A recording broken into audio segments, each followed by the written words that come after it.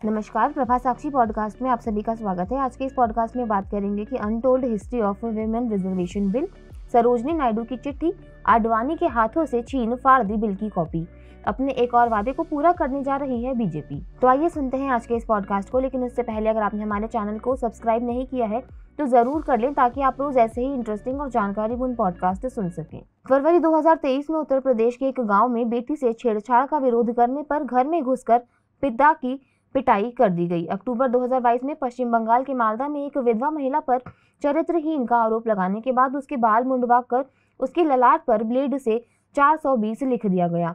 मध्य प्रदेश के मऊगंज में तो हद ही हो गई। अगस्त के महीने में ही युवती से रेप के आरोपी ने 2 साल बाद जेल से बाहर आते ही अपने दोस्त संग पीड़िता से गैंगरेप की वारदात को अंजाम दे डाला। राजस्थान के बाड़मेर में दलित महिला से रेप और एसिड डालकर जलाने के मामले ने पूरे देश की सियासत को झकझोर कर रख दिया। आए दिन इस तरह की खबरों को पढ़ने के बाद थोड़ा सा रिसर्च करने पर पता चला कि सोशलॉजिस्ट ने भी माना है कि जब से महिलाएं एक बनी बनाई पारिवारिक ढांचे से बाहर निकलकर नौकरी करने लगी हैं, तब से महिलाओं के खिलाफ हिंसा में एक बढ़ोतरी देखने को मिली है।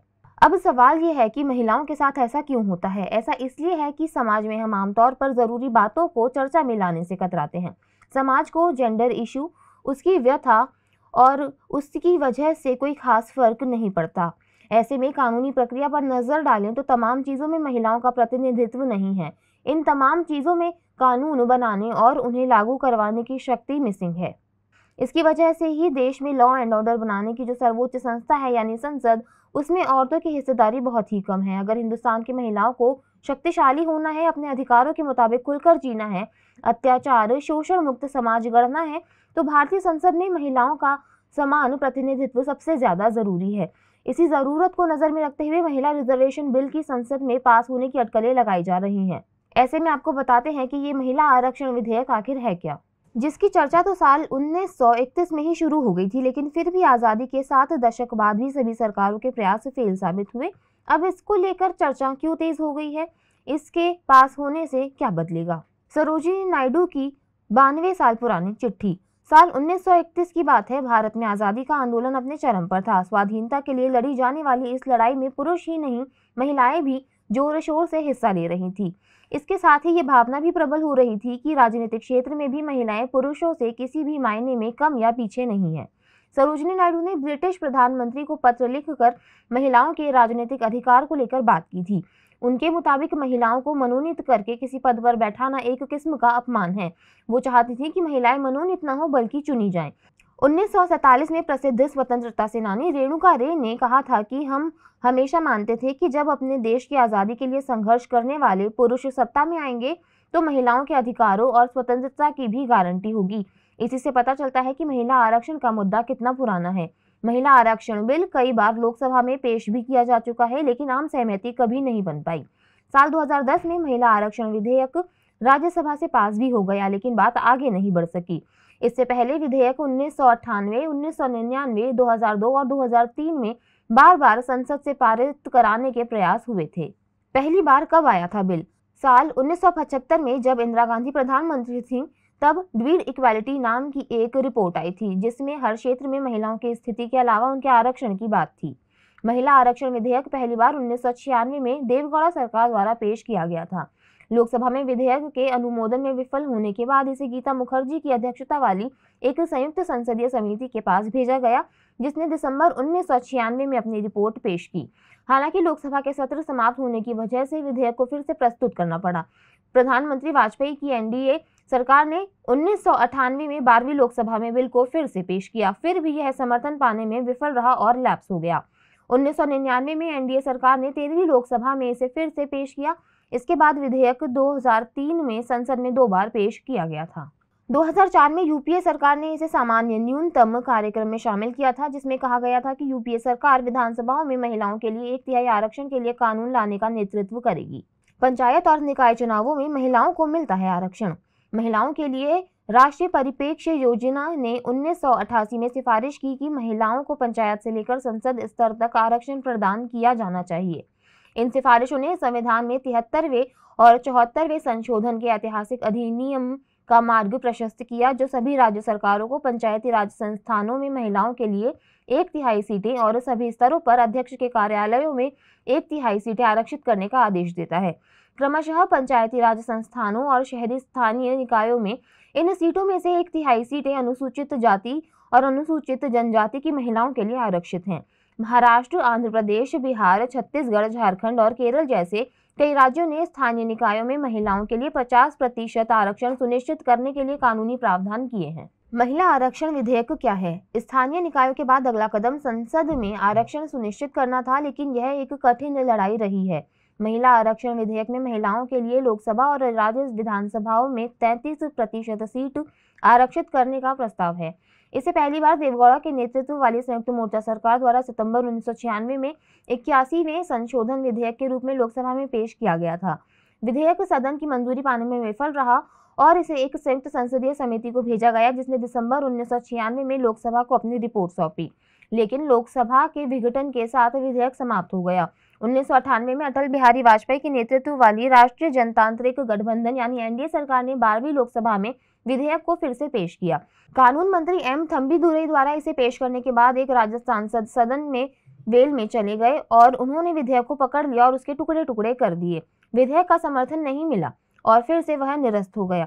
विधेयक को 1999, 2002 और 2003 में फिर से पेश किया गया था।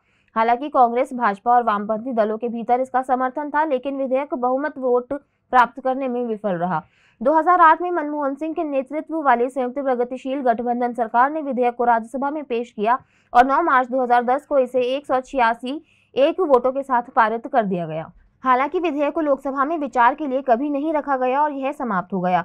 उस समय राजद, जदयू और सपा इसके सबसे मुखर विरोधी थे। उन्होंने महिलाओं के लिए 33% कोटे को भीतर पिछड़े समूह के लिए 33% आरक्षण की मांग की। 1996 में जब विधेयक को पटल पर रखा गया तो जदयू की ओर से कड़ा विरोध दर्ज कराया गया। इस पर लगातार हो रही बहस के बीच 1997 में शरद यादव ने लोकसभा में कहा कि इस बिल से सिर्फ परकटी औरतों को फायदा पहुंचेगा। शरद यादव ने कहा था कि इस विधेयक के जरिए क्या परकटी महिलाओं को सदन में लाना चाहते हैं? परकटी महिलाएं हमारी ग्रामीण महिलाओं का प्रतिनिधित्व कैसे करेंगी?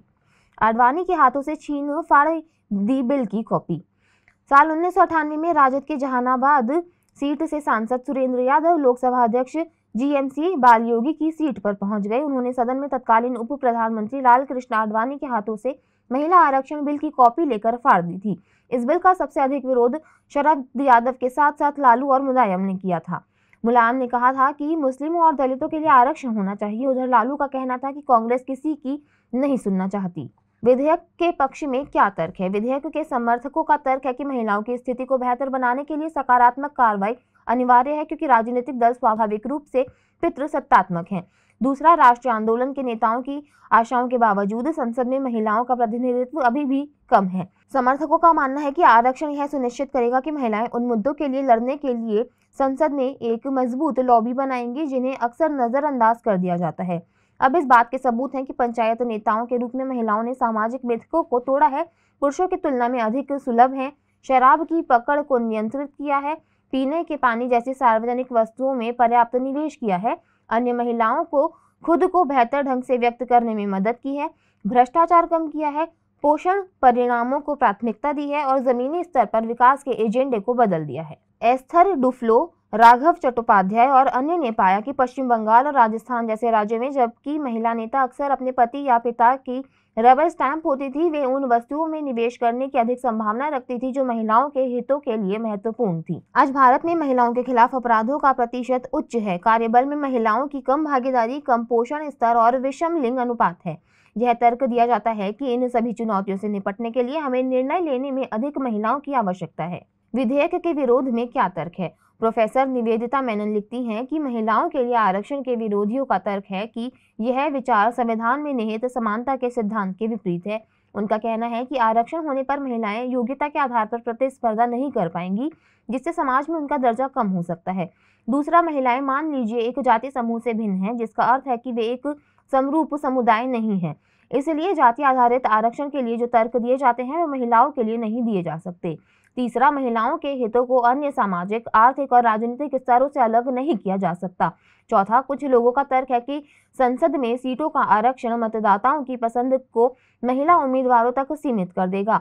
इससे राजनीतिक दलों और दोहरे सदस्य निर्वाचन क्षेत्रों में महिलाओं के लिए आरक्षण सहित वैकल्पिक तरीकों के सुझाव सामने आए हैं, लेकिन कुछ पार्टियों ने बताया है कि ये भी काम नहीं कर सकते क्योंकि पार्टियां अजेय सीटों पर महिला उम्मीदवारों को मैदान में उतार सकती हैं या महिलाएं चुनाव लड़ सकती हैं लेकिन सत्ता में नहीं आ सकती या उन्हें गौण भूमिका में धकेल दिया जा सकता है।